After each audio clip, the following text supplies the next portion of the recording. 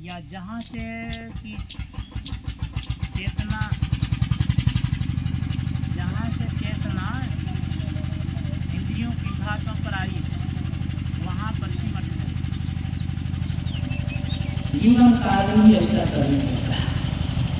तो इसका अभ्यास जो इस युक्ति को सीख करके इसका अभ्यास करते हैं, करते करते करते करते जब तक ये ऐसा होगा तो उसको प्रत्यक्ष देखने में आवेगा जहाँ इंद्रियों की घाटों पर से हम सिमट गए। इसके लिए साधन क्या? तो पहले तो मोटा साधन बताया, बारीक साधन से भगवान राम बारीक साधन पर दम का साधन करने को कह रहे हैं। दम का साधन तो इसमें है, उस साधन का की विशेषता यही है कि इंद्रियों की घाटों पर से चेतना को सिमट। कैसे होगा? तो कहा दृष्टियोग की क्रिया से। दृष्टियोग, दृष्टियोग का मतलब है कि आँखों से जो देखने की शक्ति बाहर निकल रही है, उन दोनों शक्तियों को जोड़ दें, अंदर में जोड़ दें, मिला दें, यही है दृष्टियोग। ऐसा मिलाने से होगा क्या? तो समस्त इंद्रियों की चेतना सिमट कर केंद्र में केंद्रित हो। जैसे हाथ से किसी चीज को मजबूती से पकड़िए तो संपूर्ण शरीर की शक्ति पकड़ में आ जाए। तो ये काम आँख के माध्यम से करने को क्यों करें? जो और भी अंग है, कान है, नाक है, इन अंगों से करने को आँख के माध्यम से क्यों? इसीलिए आँख सभी इंद्रियों में सबसे ऊपर स्थान है और इससे शरीर की शक्ति सबसे ज़्यादा बहनी है बाहर आँख के माध्यम। तो और आँख से सबसे ज़्यादा ज्ञान मिलता है। जितनी दूर की चीज़ को आप आँख से देख सकते हैं, उतनी की दूर पर के आवाज़ को आप कान से नहीं सुन सकते। आकाश में देखते तारे ग्रह सब हजारों लाखों किलोमीटर की दूरी पर देख लेते हैं, लेकिन वहाँ की आवाज़ को नहीं सुन सकते क्योंकि कान नीचे।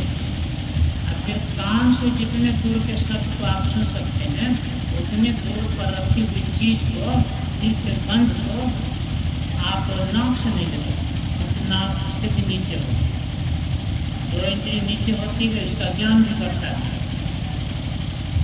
और जहाँ जितने दूर पर की गंध को आप नाक से ले सकते हैं, उतने दूर पर की चीज़ को आप जिज्ञा से रख तो आप नहीं ले सकते हैं।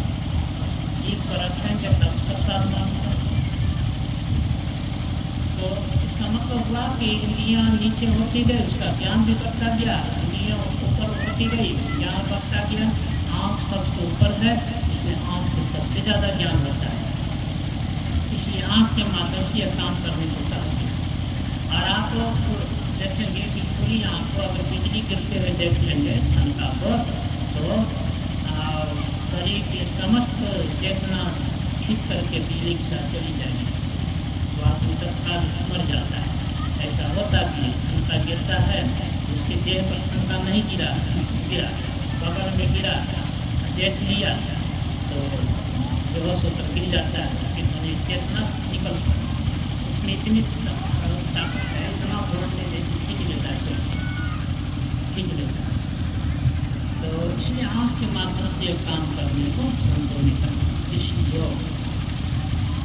तो आँखों को बंद कर देने कहा और अंदर में बतलाते हैं कि दोनों सुधारों को जोड़ते जोड़ते अभ्यास करते करते दोनों सुधारें जुट जाएंगी, तो वहाँ समस्त शरीर की चेतना करके केंद्रित सिमट जाए। अब इंद्रियाँ निष्क्रिय हो जाए, अब इंद्रियाँ निष्क्रिय हो जाएंगी। अब आँख न रूप देखेगी, न कान शब्द सुनेगा, न नाक न मिलेगा, न विचार का ज्ञान करेगा, कोई अंग से काम नहीं होगा। इसका मतलब वो मर जाएगा, सब अपना शरीर मरेगा नहीं। साधारण व्यक्ति में तो शरीर जीव निकलता है शरीर से, तो उस तत्काल शरण क्रिया शुरू हो जाती है। शरण क्रिया यदि ज़्यादा देर तक रखेंगे तो दुर्गंध आने लगती। लेकिन जीवन काल में युक्ति विशेष के द्वारा यदि ऐसा करेंगे, शरीर से अपने को निकाल लेंगे, तो शरीर मरेगा, ठहरेगा। देखो उस अद्भुत ईश्वरीय शक्ति से संबंध हो जाएगा। जिस शक्ति का आधार पर आप हजारों वर्ष तक समाधि में बैठ गए हैं, तब भी शरीर आपका ज्यों का त्यों सरेगा नहीं, मरेगा नहीं, ज्यों का त्यों।